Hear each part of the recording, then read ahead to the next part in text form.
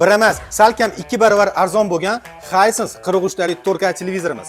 Gigant Samsung kompaniyasi xavotirga tushishga boshladi. Bunga sabab Xitoyning eng yirik ikkita kompaniyasi Hisense va TCL, Samsung va LG kompaniyalariga raqobat bo'ldi. Narxi jihatdan esa bir emas, 2 barobar arzon desak ham bo'ladi. Aynan shu modelni O'zbekiston bozorida bundan arzon topa olmaysizlar. Solishtirish uchun mana modeli.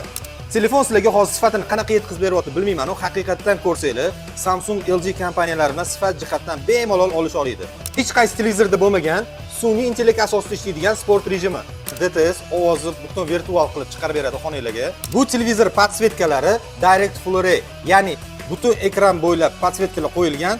Ko'rsatish jihatdan eng zo'r yuqori sifatda beruvchi podsvetkalar. Internetdagi barcha platformalarga bemalol kiradi. Pultini ham ko'rishingiz mumkin, mana shunaqa juda chiroyli dizaynda ishlagan. Eng asosiysi голосовой помощник ham bor. Bu modelimizga to'liq 1 yil servis sentrdan garantiya beriladi. Hisense brendini aynan shu modeli bozorlarda $260 dan $300 gacha sotilayotgan bir paytda bizning kanalimiz obunachilari uchun $219 dan bosinglar.